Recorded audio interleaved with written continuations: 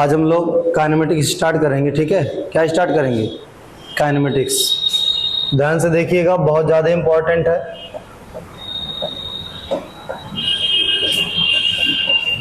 ये जो फिजिक्स है ना, समझिए। जैसे मान लीजिए काइनेमेटिक्स आप स्टार्ट किए, अब जब तक आप फिजिक्स पढ़ेंगे हर जगह कहीं ना कहीं ये यूज होगी, क्योंकि ये अर्लियर फिजिक्स थी। जब भी आप कोई चीज़ एडवांस करते हो तो आप ये सोचते हो कि जो पहली नॉलेज है आपके पास उसकी आप क्या करें, हेल्प लें, उसको आप यूज़ करें, ठीक है। तो ये आगे चल के पूरे फिजिक्स में यूज होगी। इसके बाद जितने भी चैप्टर आएंगे सब में ये आएगा, है ना। तो समझिए, अब ये जो काइनेमेटिक्स है एक्चुअल में है क्या? ये है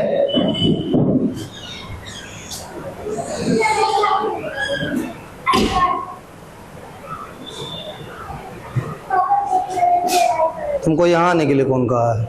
मारेंगे चमाटा, दिमाग सही हो जाएगा। आप इसमें नहीं बोल पा रही हो।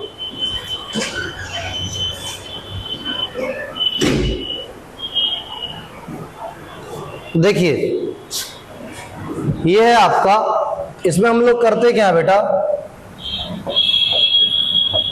मोशन को डिस्क्राइब करते हैं। क्या करते हैं? मोशन को डिस्क्राइब करते हैं, ठीक। जब भी आप किसी भी चीज को, ध्यान से देखिए, पढ़ने का जो तरीका वो देखिए। जब भी आप किसी चीज को डिस्क्राइब करेंगे, चाहे रेस्ट को या मोशन को, जब भी आप दोनों में से किसी को डिस्क्राइब करेंगे, देखो अगर एक रेस्ट पे है ना, तो बॉडी रेस्ट पे है, और अगर वो रेस्ट पे नहीं है तो इसका मतलब वो क्या है, मूव कर रही है। एक डिफाइन हुआ तो दूसरा अपने आप डिफाइन हो जाता है। तो रेस्ट और मोशन ये दोनों तभी होते हैं, तभी डिफाइन हो पाते हैं जब पोजीशन आप देखें कि ये पोजीशन चेंज हो रही है या नहीं हो रही है, ठीक।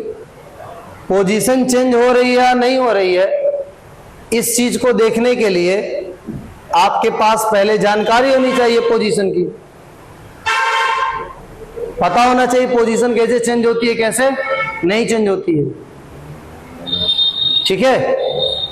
समझ में आ रहा है?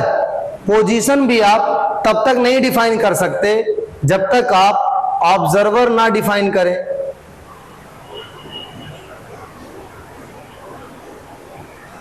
यानी बता कौन रहा है पोजीशन। फॉर एग्जाम्पल, वहां नाफिया बैठी है, अगर हम उसकी पोजीशन बताएंगे तो हम अपनी डिस्टेंस ये बताएंगे और डायरेक्शन ये बताएंगे कि नहीं। लेकिन अगर ये डिस्टेंस बताएंगे तो डिस्टेंस छोटी हो जाएगी ना, डायरेक्शन बदल जाएगी। बताइए, कोई गोरखपुर साइड से इनकी पोजीशन बताएगा, हम तो इधर से बता रहे हैं, वो इधर से बताएगा कि नहीं, ठीक है। तो ये डिपेंड करता है कि जो ऑब्जर्वर है, ये ऑब्जर्वर कहां है। ऑब्जर्वर जहां पे अपने आप को फिक्स करता है और जहां से वो ऑब्जर्वेशन बनाता है, उस जगह को कहा जाता है रेफरेंस फ्रेम, जहां से देखा जा रहा है, ठीक है। क्या कहा जाता है? रेफरेंस फ्रेम, ठीक। अगर रेफरेंस फ्रेम अलग अलग है, यानी देखने वाले जो हैं वो अलग अलग जगह से देख रहे हैं, तो पोजीशन आपको अलग अलग मिलेगी, ठीक है। एक जगह से आपको लगेगा पोजीशन चेंज हो रही है, एक जगह से लगेगा पोजीशन नहीं चेंज हो रही है। एक जगह से लगेगा रेस्ट पे, एक जगह से लगेगा मोशन पे। तो सारी रिस्पॉन्सिबिलिटी रेस्ट की और मोशन की आके किस पे डिपेंड कर जाती है? Reference frame. ना रेफरेंस फ्रेम डिसाइड कर पाएगा, अगर आप रेफरेंस फ्रेम नहीं डिफाइन कर पाए तो आप डिसाइड नहीं कर पाएंगे ये रेस्ट, ये पोजीशन इसकी चेंज हो रही है या नहीं चेंज हो रही है, या पोजीशन इसकी क्या है, ठीक है। समझ में आ रहा है? तो ना तो आप रेस्ट बता पाएंगे, ना तो आप मोशन बता पाएंगे। तो सबसे पहले हम लोग क्या पढ़ेंगे? Reference frame. और रेफरेंस फ्रेम में भी जो हम लोग पढ़ेंगे वो पढ़ेंगे कोऑर्डिनेट फ्रेम।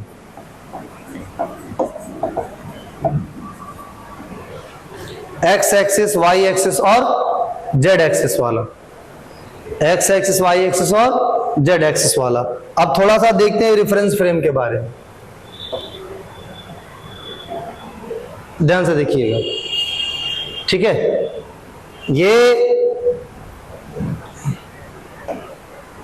ये एक बाइक है और यहां पे 2 पर्सन बैठे हुए हैं।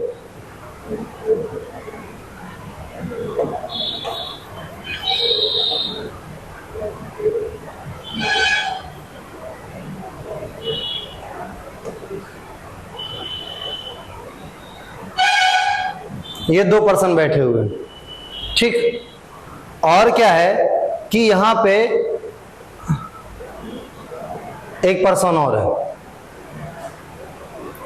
ठीक है, एक पर्सन और है, ध्यान समझना। और एक पर्सन और है यहां पे, सेम लाइन में है यहां पे। ये यहां पे ग्राउंड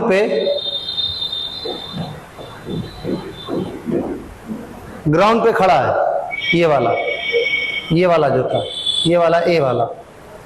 और ये जो बी वाला है ये एक ट्रॉली पे है। कहां पे है? एक ट्रॉली पे है और ट्रॉली भी चल रही है 10 मीटर पर सेकेंड से आगे की तरफ, ठीक। और ये जो पूरी मोटरसाइकिल है, ये जो पूरी है, ठीक है, ये भी किस स्पीड से चल रही है? 20 मीटर पर सेकेंड की स्पीड से। यहां पे हो गया सी और ये हो गया डी, ठीक। 4 बंदे हमने खड़े कर दिए, ठीक है। सबसे पहले हम बात करते हैं कि ऑब्जर्व करने वाला जो है वो है ए। तो ए हो गया ऑब्जर्वर। हमने ए को क्या बना दिया? ऑब्जर्वर बना दिया। क्या बना दिया? ऑब्जर्वर। जब ए ऑब्जर्वर हो गया तो ए अगर पूछा जाए कि ए ऑब्जर्वर कहां से ऑब्जर्व कर रहा है, तो आप कहेंगे ए ऑब्जर्वर अर्थ पे है। ए ऑब्जर्वर अर्थ पे है, तो इस ऑब्जर्वर का जो रेफरेंस फ्रेम है, रेफरेंस फ्रेम वो क्या है? Earth, ground, with respect to ground, ठीक। कहां से ऑब्जर्व कर रहा है? अर्थ से। कहां से ऑब्जर्व कर रहा है? अर्थ से, ठीक। बात समझ में आ रही है?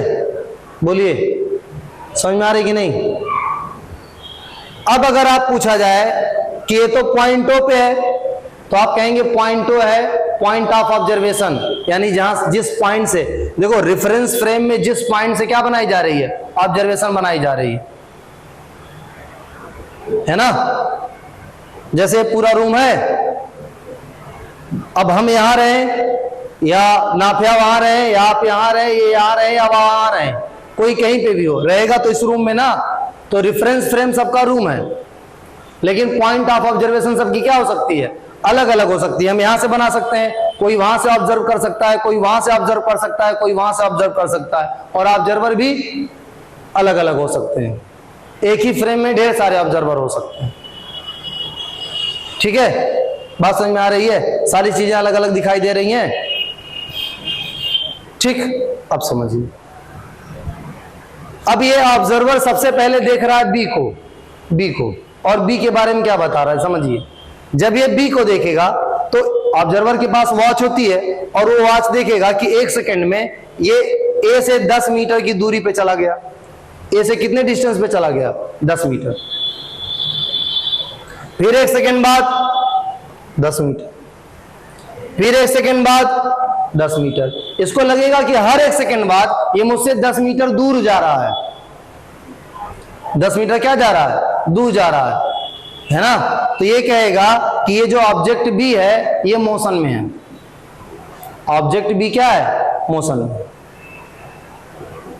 ऑब्जेक्ट बी मोशन में है, ठीक है। कुछ प्रॉपर्टी अगर बताना चाहेगा तो कहेगा, कोई पूछा कि 1 सेकंड बाद इसकी पोजीशन क्या होगी, तो ये कहेगा देखो along the positive x axis, along the positive x axis 1 second बाद ये हमसे 10 मीटर दूरी पे मिलेगा आपको, 2 सेकंड बाद 20 मीटर की दूरी पे मिलेगा, 3 सेकंड के बाद 30 मीटर की डिस्टेंस पे मिलेगा। बात क्लियर? बोलिए, बात समझ में आ रही है? कितनी बात समझ में आ रही है? देखिए, रेफरेंस फ्रेम से जुड़ा है पोजीशन, पोजीशन से जुड़ा है पोजीशन का चेंज, पोजीशन के चेंज से जुड़ा है रेस्ट एंड मोशन। ठीक है, तो रेफरेंस फ्रेम ए के रेफरेंस में है ना, with respect to ground, with respect to ground A की ऑब्जर्वेशन में यह पता चला कि बी जो है मूव कर रहा है। किस स्पीड से? 10 मीटर पर सेकंड की स्पीड से। किस स्पीड से? 10 मीटर पर सेकंड की स्पीड से। बात समझ में आई? अब समझिए, अब यही ए देख रहा है सी को और डी को। किसको? ये तो बी के बारे में हो गया कि जो बी है वो along the positive axis 10 metre पर सेकंड से जा रहा है और ये मोशन में है। क्यों मोशन में है? क्योंकि थोड़ी देर बाद 10 पे था, थोड़ी देर बाद 20 पे हो गया, फिर 1 सेकंड बाद 30 पे हो गया, तो पोजीशन चेंज हो रही है ना, है ना। पोजीशन चेंज होने का अभी बस आप इतना सा मतलब समझिए कि हमारे इनके बीच की जो डिस्टेंस है या जो डायरेक्शन है उसमें कुछ बदलाव आया कि नहीं आया। तो डायरेक्शन में तो बदलाव नहीं आया, लेकिन डिस्टेंस में बदलाव आया कि नहीं, पोजीशन चेंज हो गई। ठीक है, आगे बढ़ते हैं। अब इसके बाद ए देख रहा है सी को और डी को, तो जब सी को और डी को देखेगा, सी को और डी को देखेगा तो कहेगा भाई 20 मीटर पर सेकेंड। बाइक को भी देखेगा तो कहेगा 20 मीटर पर सेकेंड। 1 सेकेंड में 20 मीटर पर सेकेंड की स्पीड से क्या कर रहे हैं, आगे जा रहे हैं, और दोनों के दोनों, सी वाला भी और डी वाला, दोनों के दोनों क्या है, मोशन में है। ठीक है, इसको हटा लीजिए, है ना। ठीक है, बात समझ में आई। अब इसके बाद हमने ऑब्जर्वर बनाया बी को। किसको बनाया? बी को बनाया। ए ने देखा बी को, बोलिए। बी ने देखा, ए ने देखा बी को, ए ने सी को देखा, डी को देखा, हमने ऑब्जर्वर बनाया बी को। और बी किसके रेस्पेक्ट में देख रहा है? विद रेस्पेक्ट ये ट्रॉली जिस पे बैठा हुआ है, वो जिस पे खड़ा हुआ है ना। ठीक है, समझ में आ रहा है। तो इसका रेफरेंस फ्रेम क्या है? वो ट्रॉली है जिस पे वो अपने आप को फिक्स किए हुए है। आप समझिए, विद रिस्पेक्ट टू ट्रॉली या with respect to B. B अब देख रहा है सी को और डी को। अब बात समझिएगा, 1 सेकंड पहले अभी टाइम 0 है, 0 पे लोग यहां थे और सी और डी यहां पे थे, और इनके बीच में डिस्टेंस ही 10 मान लेते हैं कि 10 थी। 1 सेकंड बाद क्या होगा समझिए, ये यहां से आगे बढ़ जाएगा 20, यानी आ जाएगा यहां पे। आप पी ले लीजिए, अगर ये 10 है, 1 सेकंड में 20 जाएगा ना आगे, 1 सेकंड में 20 जाएगा कि नहीं। 1 सेकंड में 20 आगे चला आया, तो ये आया यहां पे पी पे, सी और डी, ये क्यू मान लीजिए। 1 सेकंड में ये कितना चलता है, बी 10, तो 10 चलता है तो बी यहां पे आएगा।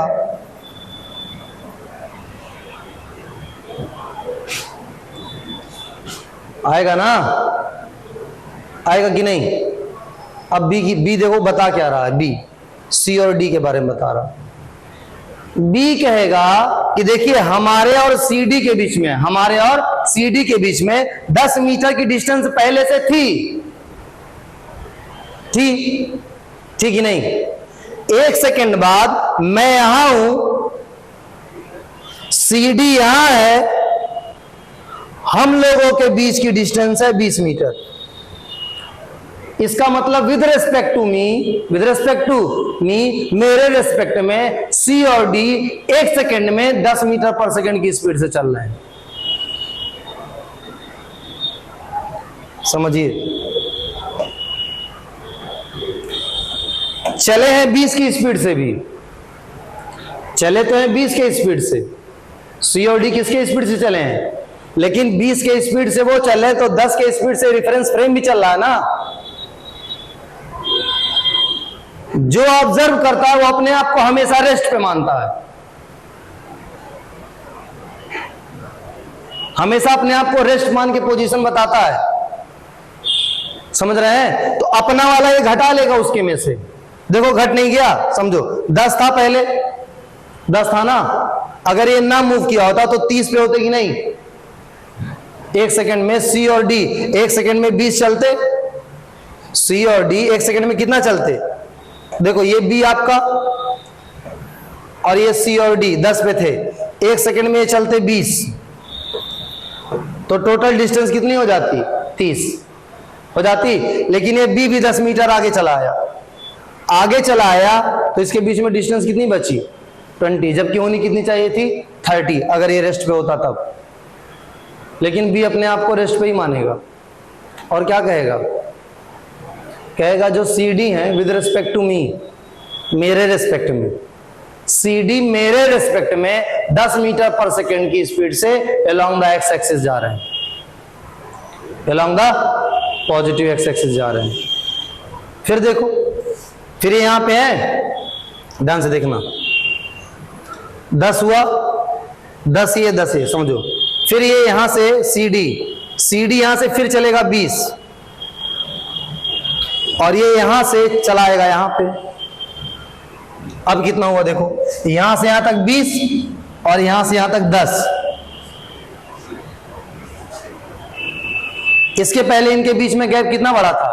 10 बड़ा था, 10 पहले से था, 10 गैप बढ़ा था तो 20 हुआ। अब की फिर 10 गैप बढ़ा तो कितना होगा? 30। तो क्या कहेगा? कहेगा इस सेकंड में भी ये 10 मीटर पर सेकंड की स्पीड से चले, क्योंकि पहले 20 था, अब कितना हुआ? 30। तो बढ़ कितने की स्पीड से रहे हैं? बार बार क्या हो रहा है? 1 सेकंड में 20 से ये जा रहा है और 10 से ये भी जा रहा है, तो माइनस करके बताया जा रहा है 10 मीटर पर सेकंड।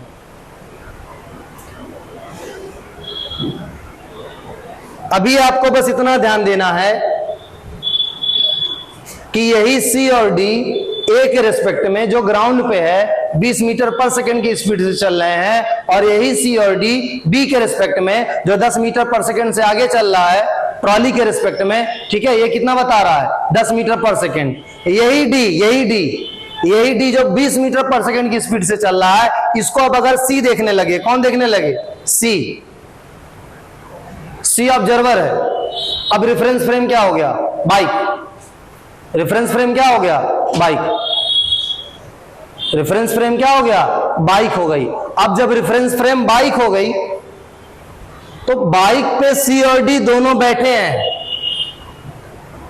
बाइक लेके कहीं भी चले जाइए, सी हमेशा कहेगा कि डी मेरे पास मेरे सामने था और डी अभी भी मेरे पास मेरे सामने है। तो भले ही सी और डी ए भले ही कह दे कि ये 1000 किलोमीटर एक चले गए, बी भले भी कह दे कि ये 500 किलोमीटर चले गए, लेकिन सी क्या कहेगा? कि डी रेस्ट पे है। सी क्या कहेगा? कि डी रेस्ट पे है। और डी क्या कहेगा? कि सी क्या है? रेस्ट पे। क्योंकि सी के सामने डी तब भी था और सी के सामने डी अब भी है, सेम बाइक पे। यानी जब अपने फादर के साथ बाइक पर से आते हो और मम्मी गेट पर से ताक रही होती हैं, तो मम्मी के रिस्पेक्ट में आप दोनों मोशन में होते हो, लेकिन बाइक पे फादर के रिस्पेक्ट में आप रेस्ट पे होते हो और आपके रिस्पेक्ट में फादर क्या होते हैं? रेस्ट पे होते हैं। रेफरेंस फ्रेम बदला, मम्मी देख रही है तो दोनों मोशन में और एक दूसरे को देख रहे हैं तो रेस्ट पे। रेफरेंस फ्रेम बदला तो बदल जाएगा कि वो मोशन में है या रेस्ट पे है। तो सारा खेल किसका है? Rest and motion are not absolute term. ये दोनों टर्म एब्सोल्यूट टर्म है ही नहीं। रेस्ट और मोशन को आप एब्सोल्युटली कभी डिफाइन नहीं कर सकते। रेस्ट और मोशन को आप जब भी डिफाइन करेंगे with respect to reference frame define करेंगे, with respect to observer define करेंगे। अगर ऑब्जर्वर को लगा कि उसके रिस्पेक्ट में ये बॉडी मूव कर रही है तो वो बॉडी मोशन में है उसके रिस्पेक्ट में, लेकिन इसका ये मतलब नहीं कि दूसरे के रिस्पेक्ट में भी वो क्या होगी? मोशन में होगी। उसके रिस्पेक्ट में क्या हो सकती है? रेस्ट पे हो सकती है। ठीक है, तो रेस्ट और मोशन एब्सोल्यूट टर्म नहीं है। ये कैसी टर्म है? रिलेटिव टर्म है। किसके रिलेशन में डिफाइन होती है? ऑब्जर्वर के या रेफरेंस फ्रेम के, है ना? ऑब्जर्वर के या रेफरेंस फ्रेम के। ठीक है, ऑब्जर्वर तय करता है कि पोजीशन चेंज होती है कि नहीं चेंज होती है। ऑब्जर्वर तय करता है कि मोशन में है या नहीं है। ऑब्जर्वर तय करेगा कि रेस्ट पे है या नहीं है। ठीक है, बात समझ में आई? So now what is motion? Motion is combined property of object and observer. Motion क्या है? अलग नहीं है, ऑब्जेक्ट और ऑब्जर्वर की कंबाइंड प्रॉपर्टी है। हम यहां खड़े हैं, इनको डाल दिया गया स्केटिंग पे, स्केट पे, ठीक है, और इनको क्या किया गया? पीछे से पुश किया गया, मूव करने लगेंगे, हम रुके रहेंगे। जब ये मोशन में होंगे तो इनके रेस्पेक्ट में आप तीनों लोग मोशन में होंगे, सब लोग मोशन में होंगे, लेकिन हमारे रेस्पेक्ट में सब लोग क्या हो गए? रेस्ट पे हो गए। इसीलिए कहा जाता है नजरें बदलिए नजारे बदल जाएंगे।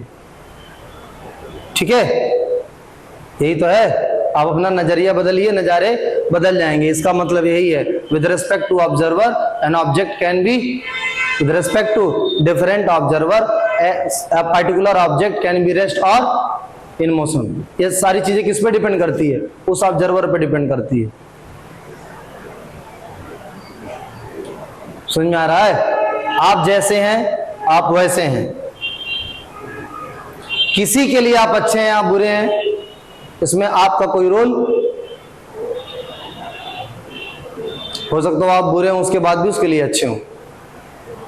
मान लिया दो क्रिमिनल हो, दोनों का मर्डर करते हो, दोनों बस मर्डर करने का काम है, समझना ध्यान से, तो एक दूसरे के फेवरेट नहीं हो सकते हैं? बताइए, फेवरेट नहीं हो सकते तो पूरे क्रिमिनल्स का ग्रुप कैसे होता? बताइए, बोलिए। हो सकता हो आपके लिए गंदे हो, उसके लिए अच्छे हो। ठीक है, समझ रहे हैं? ध्यान से देखिए। तो क्या समझ में आया कि अगर ऑब्जर्वर बदलेगा, रेफरेंस फ्रेम अगर चेंज होता है, रेफरेंस फ्रेम अगर चेंज होता है, तो एक पर्टिकुलर ऑब्जेक्ट जो आपको रेस्ट पे है वो मोशन में दिखाई दे सकता है, और जो आपको कहीं से मोशन में दिखाई दे रहा था वो क्या क्या हो सकता है? रेस्ट पे हो सकता है। क्या हो सकता है? रेस्ट पे हो सकता है। ठीक है, बात समझ में आ रही है? बोलिए। तो रेस्ट एंड मोशन ये क्या है? रिलेटिव टर्म है ना, और ये किसके रिस्पेक्ट में डिफाइंड होती हैं? Defined with respect to observer, या कहिए रेफरेंस फ्रेम। रेफरेंस फ्रेम में ही ऑब्जर्वर अपने आप को क्या करता है? फिक्स करता है, और वहीं से अपनी सारी ऑब्जर्वेशन बनाता है। ठीक है, समझ में आ रहा है? बात समझ में आई? अब हम लोग एक रेफरेंस फ्रेम पढ़ेंगे, कोऑर्डिनेट फ्रेम। कौन सा फ्रेम? Coordinate frame. जब हम कोऑर्डिनेट फ्रेम पढ़ेंगे तो देखिए ध्यान से, ये हो गई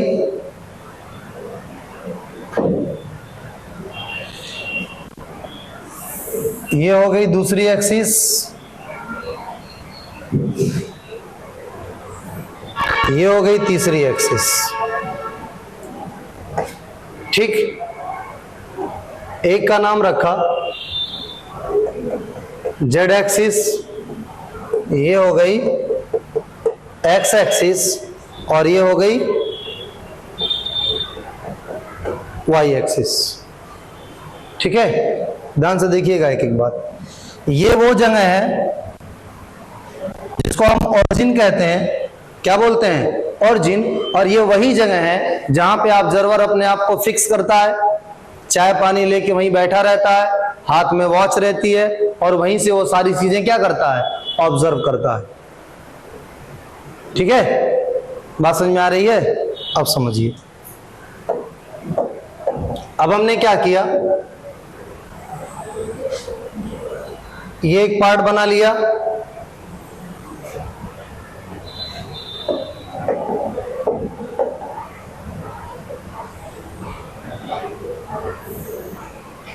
एक ये बना लिया,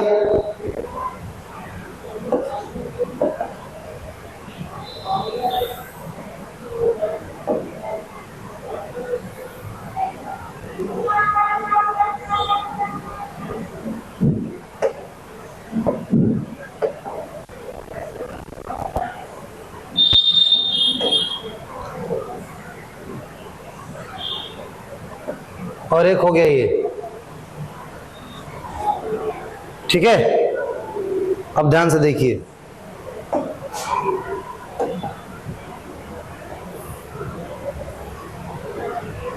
ध्यान से देखिए एक एक चीज। मान लेते हैं, है ना, कि एक पॉइंट है जो यहां पे है, यहां पे, ठीक है। अब अभी आपको ये पॉइंट नहीं दिखाई दे रहा होगा कि इसका एक्स कोऑर्डिनेट क्या है, वाई कोऑर्डिनेट क्या है और जेड कोऑर्डिनेट क्या है ना। और हमें जानना है X coordinate, Y coordinate, Z coordinate क्या है। पहले समझिए, ये जेड एक्सिस और ये एक्स एक्सिस, जेड एक्सिस और एक्स एक्सिस से ये जो प्लेन मिला इसको कहते हैं जेड एक्स प्लेन। क्या बोलते हैं?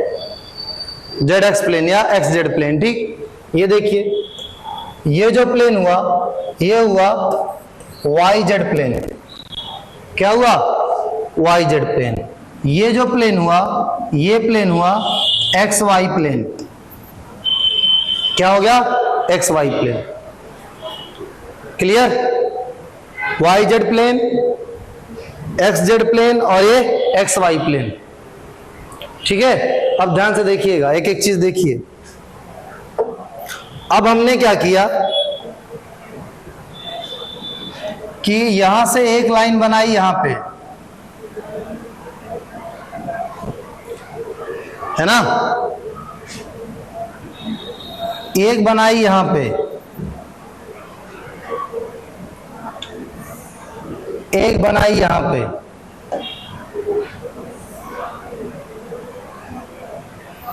अगर आपको 3D विजुअल नहीं हो रहा होगा तो आप बता दीजिएगा, फिर मिटा देंगे इसको पूरा।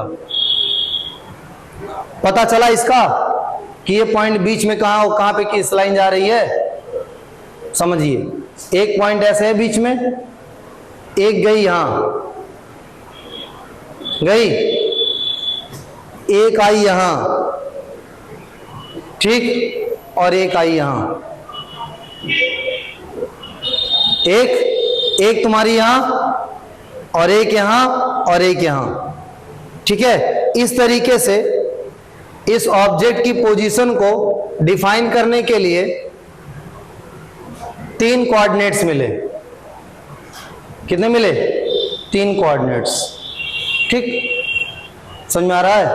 ध्यान से समझिएगा, एक एक चीज अभी देखो क्या है, ये समझते हैं। ये कौन सा प्लेन है?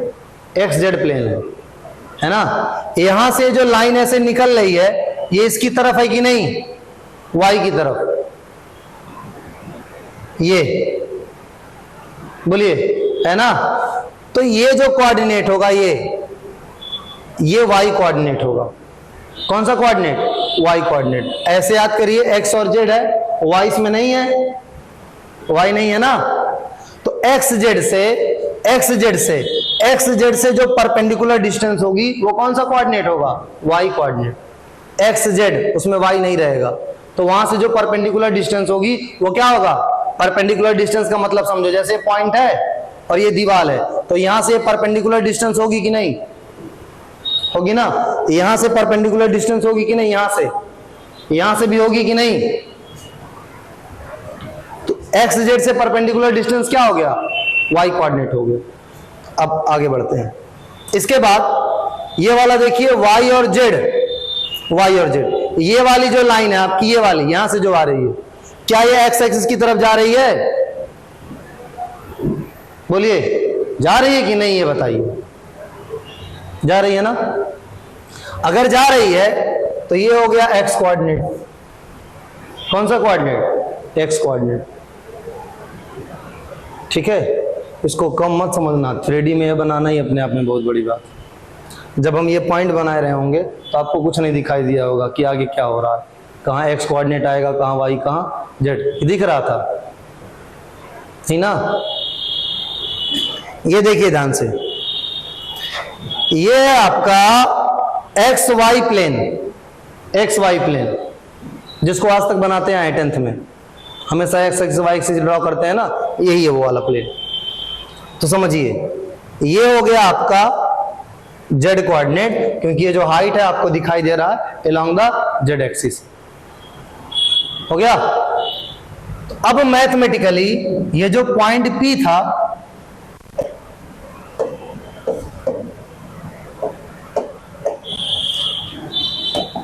ये जो पॉइंट P था इसके कोऑर्डिनेट हो गए x, y, z। If there is a point, अगर कोई पॉइंट है P anywhere in the space, space में कहीं भी हो, तो उसके पास 3 कोऑर्डिनेट होंगे, x कोऑर्डिनेट, y कोऑर्डिनेट और z कोऑर्डिनेट। कौन कौन से? x कोऑर्डिनेट, y कोऑर्डिनेट और z कोऑर्डिनेट, और यही तीनों कोऑर्डिनेट इसके पोजीशन कोऑर्डिनेट्स होंगे जो इसकी पोजीशन को बताएंगे,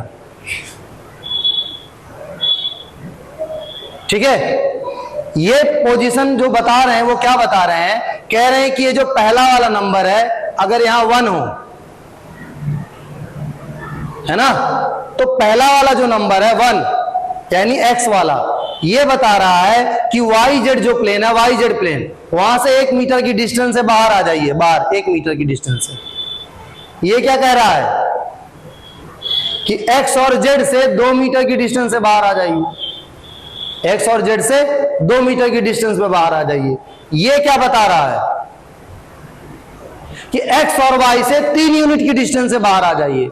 जहां पे तीनों मिल गए वहीं पे आपको कोऑर्डिनेट कौन सा मिल जाएगा, वहां पे क्या मिल जाएगा, पॉइंट P।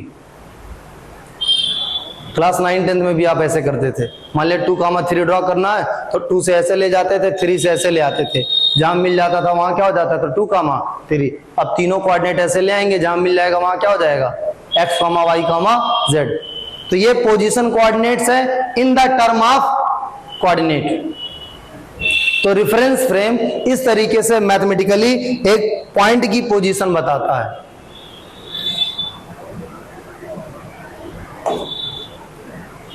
अगर ये पॉइंट स्पेस में ऐसे नहीं हुआ, किसी प्लेन में हुआ, है ना, अगर ये पॉइंट स्पेस में नहीं है,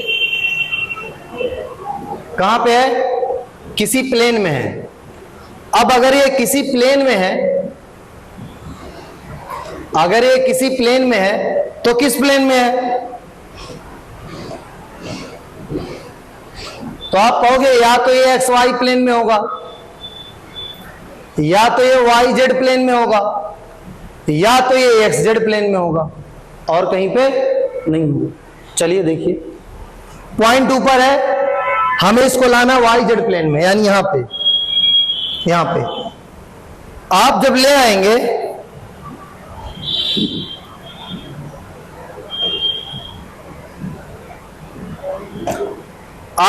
आएंगे, इसको, अब ये इस प्लेन से ऊपर है ना, आपको प्लेन में लाना है। यहां लाएंगे तो Z और छोटा हुआ, यहां लाएंगे तो Z और छोटा हुआ, यहां लाएंगे तो Z और छोटा हुआ, पूरे XY प्लेन में जब आएगा तो Z छोटा होते होते कितना हो जाएगा, 0। कितना हो जाएगा, जब 0 हो जाएगा तो यानी ये हो जाएगा x, y 0, यानी किस प्लेन में आ गया, ये XY प्लेन में आ गया। किस प्लेन में, तो XY प्लेन में अगर घूमेगा तो बस 2 डायमेंशन चेंज होंगी, x वाली और y वाली, और अगर स्पेस में घूमेगा तो तीनों डायमेंशन चेंज होंगी, x वाली, y वाली और z वाली। अब समझिए YZ। अब अगर ये YZ प्लेन में आ रहा है, YZ प्लेन में अगर आ रहा है, देखो YZ कौन है तुम्हारा, ये है ना, तो YZ से इतने दूर पे कि नहीं, इसको ले आइए, और पास लाएंगे, और पास लाएंगे, और पास लाएंगे, और पास लाएंगे, जब ले आएंगे तो x 0 कम होते होते 0 हो जाएगा कि नहीं, हो जाएगा। तो x कम होते होते 0 हो जाएगा, तो ये हो जाएगा 0 y z। x था या नहीं इसमें, तो x 0 हो गया। सिमिलरली अब दोनों को देख के आप खुद ही बता सकते हो कि x और z है तो y नहीं रहेगा, y नहीं रहेगा तो क्या हो जाएगा 0।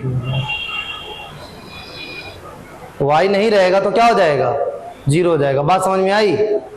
बोलिए, कोई दिक्कत है इसमें? तो अगर ऑब्जेक्ट्स के पास कोई 2 कोऑर्डिनेट है बस और एक कोऑर्डिनेट उसका 0 है, तो इसका मतलब वो ऑब्जेक्ट कहां है, प्लेन में है, किसी प्लेन में है। अगर x और y वाला दिया है तो x y प्लेन में है, अगर y और z वाला दिया है तो y z प्लेन में है, अगर x और z में दिया है तो x z प्लेन में है। अब बात आती है कि अगर पॉइंट प्लेन में भी ना हो, किसी एक्सिस पे हो, तब देखिए ये प्लेन में आ गया ना, आ गया कि नहीं? इसको हमें लाना है, इसको हमें लाना है y एक्सिस पे। कहां पे लाना है? y एक्सिस पे। ध्यान से देखिएगा, तो y एक्सिस पे अगर हम यहां लेके जाएंगे, ध्यान से देखिए,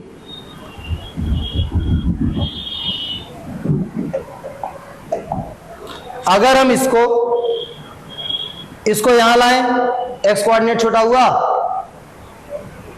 यहां लाएं और छोटा हुआ, यहां लाएं और छोटा हुआ, यहां लाएं और छोटा हुआ, पूरा x कोऑर्डिनेट गायब।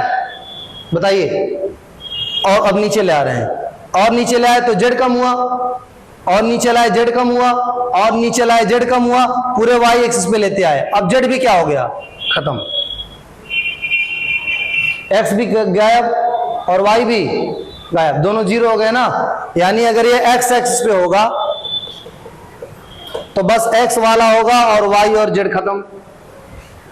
अगर ये y एक्सिस पे होगा, अगर y एक्सिस पे होगा, ठीक है, तो सिर्फ y वाला होगा और बाकी 0। और अगर ये z एक्सिस पे होगा तो x और y वाला होगा और 0 हो जाएगा और z दिया रहेगा। तो इस तरीके से कोऑर्डिनेट फ्रेम, रेफरेंस फ्रेम बताता है कि जो पॉइंट है वो कहाँ, स्पेस में है कि प्लेन पे है कि किसी एक्सिस पे है, स्पेस में है, प्लेन में है या किसी एक्सिस पे है। ठीक है, बात समझ में आई? समझ में आ रही है? अब देखिए ध्यान से, अब क्या हुआ कि इसको हम ले रहे हैं x1 y1 z1, तो ये हो गया x1 y1 z1। ठीक है, और अब हमने क्या किया, हम इस पॉइंट P को मूव कराए, और जब पॉइंट P को मूव कराए तो पॉइंट P आ गया यहां पे पॉइंट Q पे। कहां पे? पॉइंट Q पे।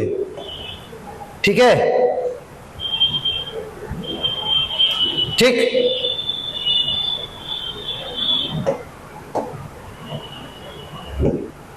ये आ गया Q पे और ये कहां था, P पे।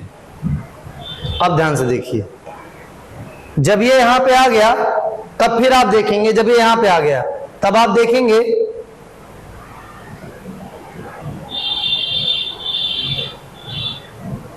कि एक्स वाई प्लेन से हो गया Z2, हो गया, यहां से हो गया Y2, हो गया,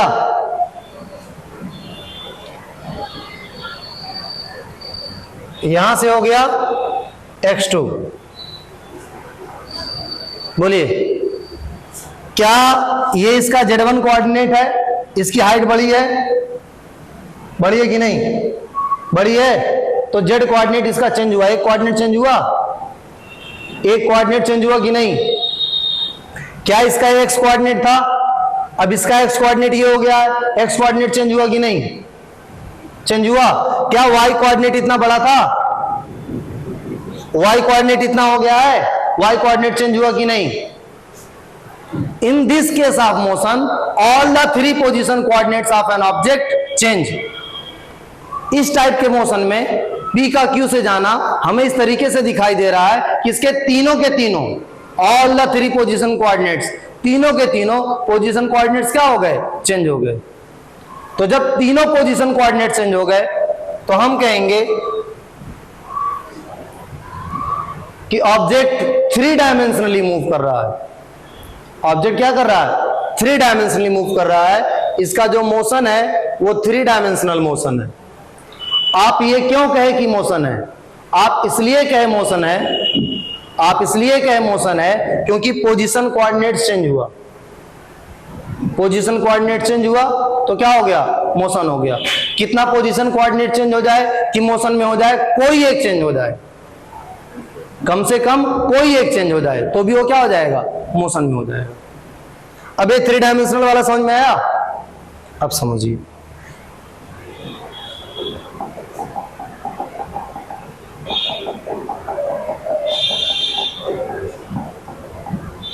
अब देखिए, अभी क्या किए, अभी ठीक है, अभी इसको P से हम ले आए यहां पे Q पे, ध्यान से देखिएगा। तो जब P से Q पे ले आए, ये आया यहां पे Z1, ठीक, कोई दिक्कत, ये यहां पे X2 छोटा हुआ है और पॉइंट तो उसी लाइन पे गया है ना, उसी लाइन पे गया है ना, तो हाइट तो नहीं ना बढ़ेगी।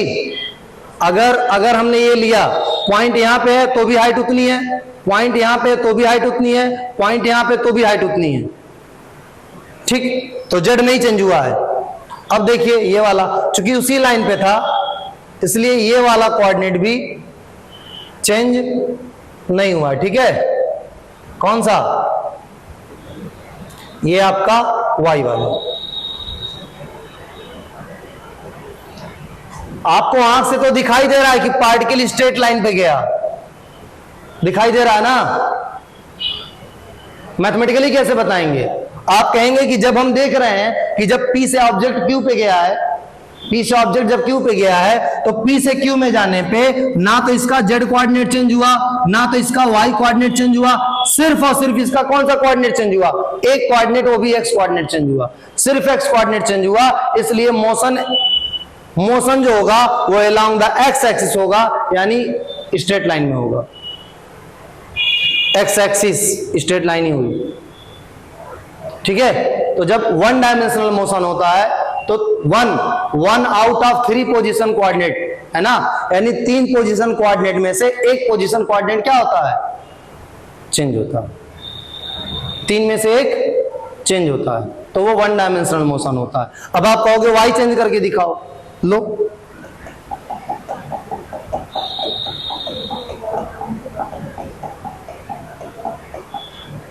देखो, Y चेंज कर लें, किसको, Y को।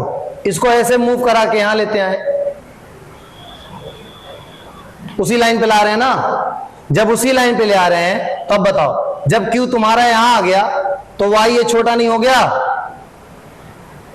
लाइन वही है इसलिए हाइट वही रहेगी, हाइट में कोई दिक्कत नहीं होगी, इसमें भी कोई चेंजिंग नहीं आएगी। ये दोनों वैल्यू क्या रहेगी, सेम, X1 Z1 दोनों सेम रहेगा, X1 और Z1 दोनों क्या रहेगा, सेम रहेगा। तो मोशन कहां होगा, अलोंग द Y एक्सिस। आप कहोगे Z के अलोंग मूव करके दिखाओ, तो हम कहेंगे यहां से यहां लेते आओ, तो Z क्या हो जाएगा, पहले के कंपैरिजन में छोटा हो जाएगा। ये डिस्टेंस यही रहेगी, ये डिस्टेंस यही रहेगी जो थी। Motion along the X axis, Y axis, Z axis, 1 dimensional motion, straight line motion. 3 position coordinate में से अगर एक पोजीशन कोऑर्डिनेट केवल चेंज हो रहा है तो उसका मोशन कैसा होगा, 1 डायमेंशनल मोशन होगा। तीनों का तीनों चेंज हो रहा है तो 3 डायमेंशनल मोशन होगा, है ना। और अगर 3 में से केवल 2 चेंज हो रहा तब मोशन इन प्लेन होगा। तब क्या होगा, motion in plane, motion in plane. Motion in plane में क्या होगा, 2 पोजीशन कोऑर्डिनेट चेंज होंगे। कितने चेंज होंगे, 2 पोजीशन कोऑर्डिनेट्स, ठीक है। अब देखिए मोशन इन प्लेन,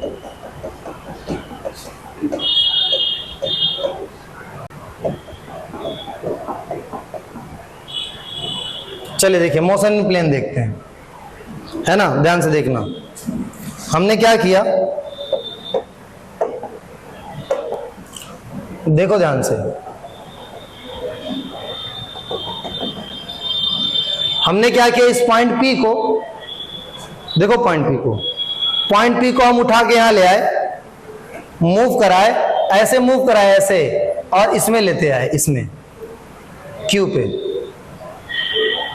किसमें लेते आए, क्यू पे लेते आए, पी को कहां ले आए, क्यू में लेते आए। जब ये पूरा, ये जैसे ये छत है, छत हाइट देख रहे हैं, सेम है हर जगह, तो जब पॉइंट क्यू यहां पे आए या यहां पे आए या यहां पे आए, यहां पे, यहां पे या यहां पे या यहां पे या कहीं भी जाए, हाइट वही रहेगी जो है, हाइट में कोई चेंजिंग नहीं आएगी, हाइट वही रहेगी, हाइट तो नहीं बदल रही है। लेकिन क्या एक्स कोऑर्डिनेट चेंज हुआ है, क्या वाई कोऑर्डिनेट चेंज हुआ है, पहले इतना था, इतना, अब इतना हो गया है, तो एक्स और वाई कोऑर्डिनेट क्या हुआ है, चेंज हुआ है, एक्स और वाई कोऑर्डिनेट चेंज हुआ है, तो मोशन कहां हो गया, in the X Y plane, motion in plane, motion in plane, 2 dimensional motion. 2 coordinate change हुआ 3 में से, एक कोऑर्डिनेट चेंज हुआ 3 में से, 1 डायमेंशनल मोशन। एक्स वाला चेंज हुआ along the x axis, y वाला चेंज हुआ motion along the y axis, z वाला चेंज हुआ motion along the z axis, x और y कोऑर्डिनेट चेंज हुआ तो 2 डायमेंशनल मोशन। किस प्लेन में, motion in X Y plane. 3 में से 2 कोऑर्डिनेट चेंज हुआ तो मोशन इन प्लेन, ठीक है। इसके बाद देखिए, ध्यान से देखिए, अब ये ले लेते हैं, ये वाली जैसे वॉल है। अब इस वॉल में देखो, इस वॉल में कोई भी पॉइंट कहीं पे भी आ जाए, कहीं पे भी आ जाए, क्या दिक्कत है।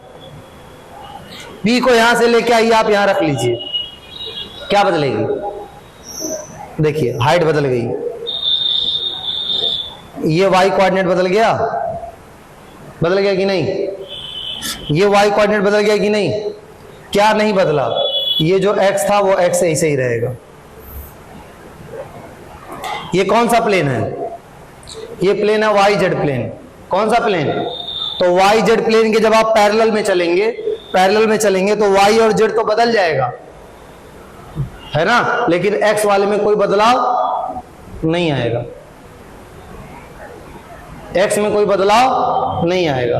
अगर जैसे ये बोर्ड है, इस बोर्ड में कहीं पे भी आप पॉइंट बनाइए, तो उस दीवार से जो इसकी डिस्टेंस है, सारे पॉइंट की क्या रहेगी, सेम रहेगी, वो चेंज होने वाली नहीं है। ये समझ में आया। ऐसे ही अगर प्लेन ये हो जाएगा, ये अगर ये वाला ले लेंगे, अगर ये नीचे वाला ले लेंगे, ये वाला पी को लेते आए यहां पे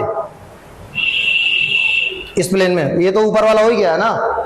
अगर मान लिया ऐसे किए, इस तरीके से, जब x और y कोऑर्डिनेट चेंज होगा तो x y प्लेन में हो जाएगा, y z वाले में y z, x z वाले में x z वाले में हो जाएगा। बात समझ में आई। तो रेस्ट और मोशन एब्सोल्यूट टर्म नहीं है, रेस्ट और मोशन क्या है, रिलेटिव टर्म है। ये हमेशा डिफाइन करती हैं ऑब्जर्वर या रेफरेंस फ्रेम के रिलेशन में। अगर ऑब्जर्वर अलग अलग है तो एक पर्टिकुलर ऑब्जेक्ट आपको रेस्ट पे दिखाई देता है एक ऑब्जर्वर के रेस्पेक्ट में, लेकिन उसी को जब दूसरा ऑब्जर्वर देखता है तो कहता है ये क्या है, मोशन में है। रेफरेंस फ्रेम अलग अलग होने पे आपने देखा जो ट्रॉली पे था वो कुछ और बता रहा था, जो सी वाला था वो कुछ और बता रहा था बाइक वाला, और जो ग्राउंड वाला था वो और कुछ बता रहा था। तो रेफरेंस फ्रेम अलग अलग होने से ये तय होता है कि डिस्टेंस और डिस्प्लेसमेंट क्या होगा क्या नहीं होगा। डिस्टेंस और डिस्प्लेसमेंट दोनों किस पे डिपेंड करती हैं, रेफरेंस फ्रेम पे डिपेंड करती हैं। किस पे डिपेंड करती हैं, रेफरेंस फ्रेम पे। तो स्पीड और वेलोसिटी भी किस पे डिपेंड करेंगी, रेफरेंस फ्रेम पे। टाइम रेफरेंस फ्रेम पे डिपेंड करेगा। एक ऑब्जर्वर में मेरे पास घड़ी है या मैं ऑब्जेक्ट हो गया, 3 ऑब्जर्वर, एक ये हो गया, इनके पास वॉच है, इन दोनों के पास वॉच है, ठीक है। मैं गया और इनको सामने से तेजी से चाटा मारा, बताइए तीनों के घड़ी में टाइम क्या हो रहा होगा अगर सही है तो, सेम। कोई और आके मारे तो सेम। ऐसा नहीं है कि हम मारे, वो चाटा अगर हम मारे, ठीक है, तो आपकी घड़ी में 4 बजे, इनके घड़ी में 2 बजेगा, ऐसा नहीं ना होगा। सही है, तो सबके घड़ी में क्या होगा, सेम टाइम होगा। तो टाइम अलग अलग रेफरेंस फ्रेम पे डिपेंड नहीं करता है, ठीक है ना। बताइए, अगर मान लिया हम तो मान लिया खड़े थे तो मार दिए, अगर कोई बाइक पे चलते हुए इनको एक चाटा मारे और 4 लोग देख रहे हैं तो उसके रिस्पेक्ट में टाइम अलग होगा। बोलिए, कोई हेलीकॉप्टर से आ रहा हो और इनके ऊपर पत्थर मार दे, रेफरेंस फ्रेम ही तो बदला है। बोलिए, तो क्या टाइम अलग अलग होगा? नहीं होगा। बात समझ में आ रही है? तो टाइम रेफरेंस फ्रेम पे डिपेंड नहीं करता, ठीक। तो ये हो गया रेफरेंस फ्रेम, ठीक है। अब समझिए, इसी चीज को वेक्टर से समझते हैं।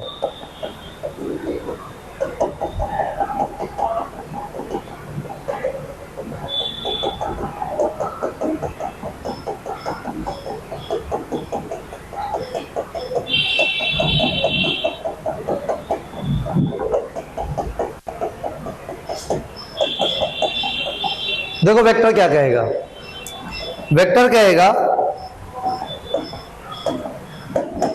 वेक्टर कहेगा ये ओरिजिन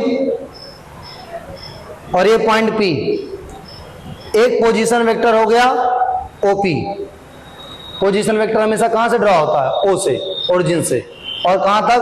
पॉइंट तक। ये आया Q, तो ये कहेगा एक हो गया OQ। तो 2 पोजीशन वेक्टर हो गई, एक पोजीशन वेक्टर हो गई OP और एक पोजीशन वेक्टर हो गई OQ। OP की पोजीशन वेक्टर क्या बताएगा? ये P वाला x1 y1 z1 है ना, कहेगा इसकी पोजीशन वेक्टर है x1 i y1 j z1 k, z1 k। और OQ की पोजीशन वेक्टर क्या है? ये है x2 i y2 j z2 k, है ना।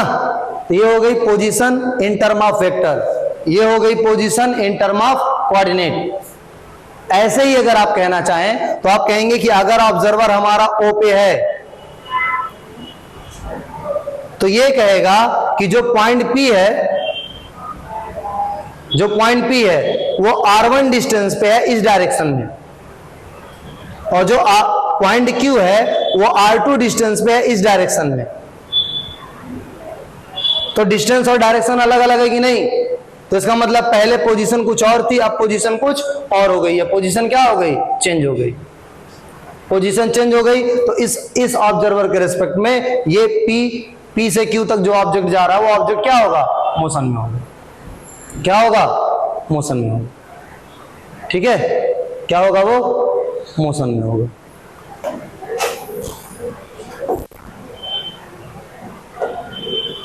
तो जो रेस्ट और मोशन होता है, रेस्ट और मोशन, ये कैसी टर्म होती हैं? रिलेटिव टर्म होती हैं। और किसके रिलेशन में डिफाइन होती हैं? ऑब्जर्वर या कह लीजिए रेफरेंस फ्रेम। ऑब्जर्वर बताता है वो अपने आप को कहां फिक्स करता है? रेफरेंस फ्रेम में, ठीक है। जो रेफरेंस फ्रेम होता है उसमें जो कोऑर्डिनेट फ्रेम होता है वो किसी पॉइंट की पोजीशन को x, y, z के फॉर्म में बताता है। 3 कोऑर्डिनेट्स बताता है, जिसमें से जो x होता है ये होता है perpendicular distance from x y plane, sorry z y plane, y z plane, और ये perpendicular distance x z plane, और ये perpendicular distance x y plane, है ना। 3 डिस्टेंस देखता है और बता देता है P की पोजीशन। इसी को जब हम वेक्टर फॉर्म में देखते हैं तो वेक्टर कहता है कि पॉइंट P की पोजीशन जो OP से होगी वो इस तरीके से लिखी जाएगी, OP वेक्टर बाय, है ना। R1 वेक्टर ऐसे भी लिख सकते हैं, क्या लिखेंगे भाई?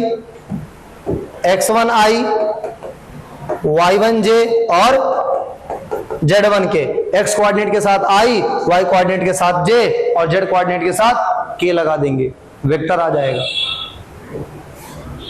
क्या आ जाएगा? वेक्टर आ जाएगा। ठीक है, बात समझ आ रही है? अगर पोजीशन चेंज हो रही होगी तो तीनों में से एक कोऑर्डिनेट का चेंज होना कंपलसरी है। अगर तीनों कोऑर्डिनेट चेंज हो रहे हैं तो इसका मतलब पार्टिकल स्पेस में मूव कर रहा है, 3 डायमेंशनल मोशन। अगर दो पोजीशन कोऑर्डिनेट चेंज हो रहे हैं तो इसका मतलब 2 डायमेंशनल मोशन। अगर x और y चेंज हो रहा है तो एक्स वाई प्लेन में, वाई जेड चेंज हो रहा है तो वाई जेड प्लेन में, एक्स जेड चेंज हो रहा है तो एक्स जेड प्लेन में।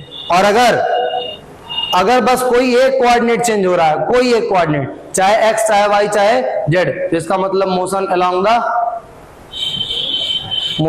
द x एक्सिस या y एक्सिस या z एक्सिस, या parallel to x axis y axis या z एक्सिस। ठीक है, तो इस केस में ऑब्जेक्ट कैसे मूव करेगा? स्ट्रेट लाइन मोशन में। जब ऑब्जेक्ट एक लाइन के अलोंग मूव करता है तो ऐसे मोशन को कहते हैं रेक्टिलिनियर मोशन। क्या बोलते हैं? Rectilinear motion. कौन सा मोशन? Rectilinear motion. काइनेमेटिक्स क्या करती है? मोशन को डिस्क्राइब करती है। अभी आपको यही पता चला है कि पोजीशन क्या होगा, रेफरेंस फ्रेम क्या होगा। ठीक है, बात समझ में आ रही है ना? 3 डायमेंशनल मोशन क्या होता है, 2 डायमेंशनल मोशन क्या होता है, 1 डायमेंशनल मोशन क्या होता है, सब क्लियर? रेस्ट और मोशन क्या है? कंबाइंड प्रॉपर्टी ऑब्जेक्ट और ऑब्जर्वर की, अकेले आप डिफाइन नहीं कर सकते। अगर ऑब्जर्वर को लगा कि उससे आपकी डिस्टेंस घट रही है या बढ़ रही है तो आपको वो कहेगा मोशन में है। अगर उसको नहीं लगा तो आप कितना भी चल लीजिए, उसके रेस्पेक्ट में आप क्या है? रेस्ट पे है। ठीक है, जिस ऑब्जर्वर को आप अपने बाइक पे बैठा के लेके जाएंगे तो वो आपको कभी नहीं कहेगा कि आप मोशन में है ना? आपको मोशन में कौन कहेगा? जिसको आप छोड़ के जाएंगे घर पे, वो देखेगा तब उसको लगेगा कि आपकी बाइक आगे जा रही है और उससे डिस्टेंस क्या हो रही है? बढ़ रही है। ठीक है, इतना हो गया। कल इसके आगे हम लोग कंटिन्यू करेंगे, डिस्टेंस और डिस्प्लेसमेंट, और पहला लेक्चर कंप्लीट हो जाएगा आपका।